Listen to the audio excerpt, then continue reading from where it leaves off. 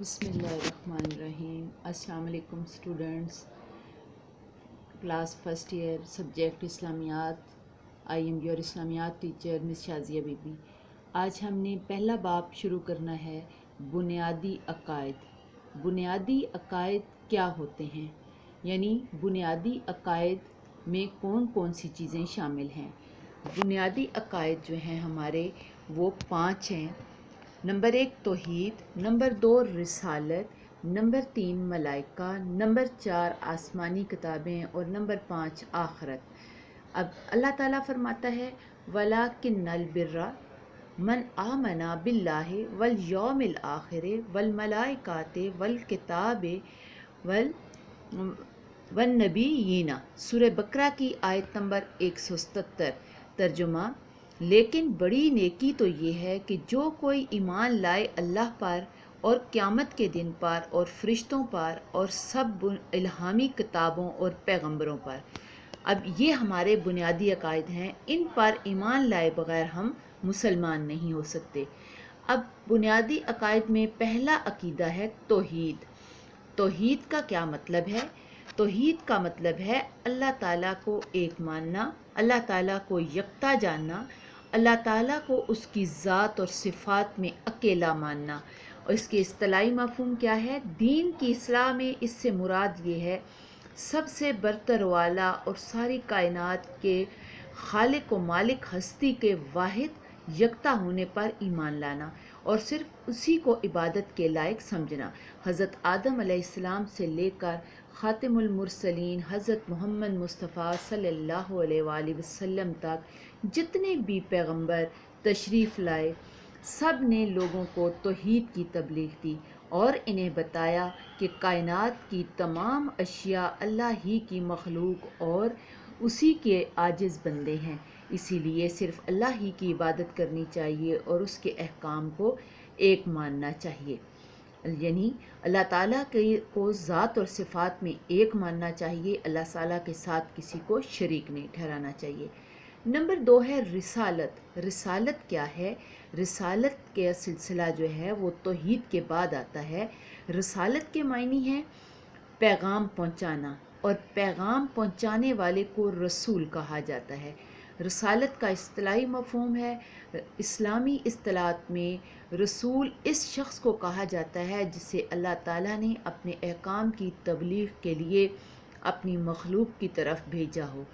رسول کو نبی بھی کہا جاتا ہے، اور رسول وہ ہوتا ہے اللہ تعالیٰ جس انسان کو رسالت کے فریضے کی انجام دہی کے لیے چن لیتا ہے اسے رسول کہا جاتا ہے۔ اور نبی کے معنی ہے خبر دینے والا، چونکہ رسول لوگوں کو اللہ تعالیٰ کے ارشادات سے آگاہ کرتا ہے اس لیے اسے نبی کہا جاتا ہے۔ اور انبیاء اور رسول اپنے معاشرے کے بے حد نیک اور پارسا انسان ہوتے ہیں جن پر اللہ تعالیٰ وحی کے ذریعے اپنے احکام نازل فرماتا ہے۔ اب وحی کیا ہوتی ہے؟ وحی کے معنی ہیں چپکے سے کوئی بات لا کر یا اشارہ کرنے کے ہیں۔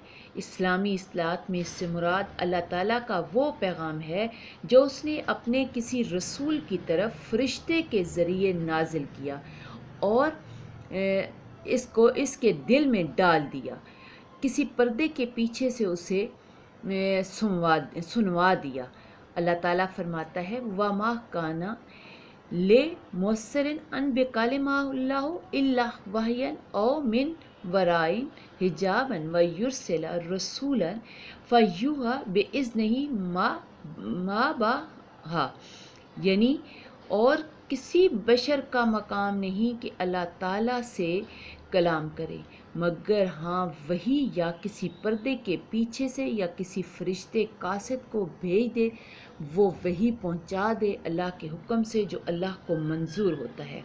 اللہ تعالیٰ نے دنیا کی تمام مختلف اقوام کی طرف رسول بھیجے۔ قرآن مجید میں نازل ہوا وَلَقَدْ بَعَثْنَا فِي كُلِّ أُمَّةٍ رَسُولًا، ہم نے اٹھائے ہیں ہر امت میں رسول۔ انبیاء کی تعداد کتنی ہے؟ بعض روایات میں انبیاء کی تعداد 1,24,000 بیان کی گئی ہے، مگر قرآن مجید میں نام لے کر صرف چند انبیاء کا ذکر کیا گیا ہے، تمام کے نام بیان نہیں کیے گئے۔ اللہ تعالیٰ فرماتا ہے وَلَقَدْ أَرْسَلْنَا رُسُلًا مِّن قَبْلِكَ مِنْهُمْ مَن قَصَّصْنَا عَلَيْكَ وَمِنْهُمْ مَن لَّمْ نَقْصُصْ عَلَيْكَ، یعنی اور ہم نے آپ صلی اللہ علیہ وآلہ وسلم سے پہلے بہت سے رسول بھیجے، جن میں سے بعض کا حال ہم نے آپ صلی اللہ علیہ وآلہ وسلم سے بیان کیا ہے، اور ان میں سے بعض کا حال ہم نے آپ صلی اللہ علیہ وآلہ وسلم سے نہیں بیان کیا۔ خاتم النبیین، خاتم النبیین کہتے ہیں آخری، جو کہ اس کڑی کا آخری نبی یا رسول ہیں۔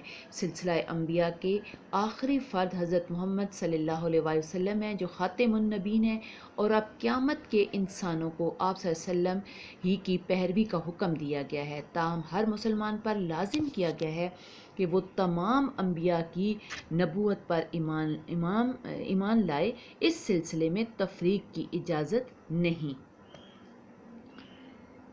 اب ملائکہ کیا ہوتے ہیں؟ ملائکہ کا لفظ جمع ہے، اس کا واحد ہے ملک ہے، یعنی ملائکہ کا لغوی معنی ہے جس کے معنی قاصد کے ہیں۔ فرشتوں کے لیے لفظ رسول بھی استعمال ہوا ہے کیونکہ ان کے لغوی معنی بھی قاصد کے ہیں، کیونکہ فرشتے خالق اور مخلوق کے درمیان پیغام رسانی کا فرض ادا کرتے ہیں، اس لیے ان کو ملک اور رسول کہا جاتا ہے۔ توحید اور رسالت کی طرح فرشتوں پر ایمان لانا بھی ضروری ہے۔ اللہ تعالیٰ ارشاد فرماتا ہے وَلَكِنَّ الْبِرَّ مَنْ آمَنَ بِاللَّهِ وَالْيَوْمِ الْآخِرِ وَالْمَلَائِكَةِ وَالْكِتَابِ وَالنَّبِيِّينَ، سورہ بقرہ کی آیت ہے۔ ترجمہ: لیکن بڑی نیکی تو یہ ہے کہ جو کوئی ایمان لائے اللہ پر اور قیامت کے دن پر اور فرشتوں پر اور سب کتابوں پر اور پیغمبروں پر۔ اب نورانی مخلوق، فرشتے اللہ تعالیٰ کی وہ نوری مخلوق ہیں جو اللہ تعالیٰ کے حکم کے مطابق دنیا کا نظام چلا رہے ہیں۔ اللہ تعالیٰ اپنا حکم ان کے دل میں ڈال دیتا ہے اور اس حکم کی مخلوق میں جاری اور نافذ کر دیتا ہے۔ شکریہ بیٹا، بہت شکریہ۔ ان کو یاد بھی کرنا ہے اور لکھنا بھی ہے۔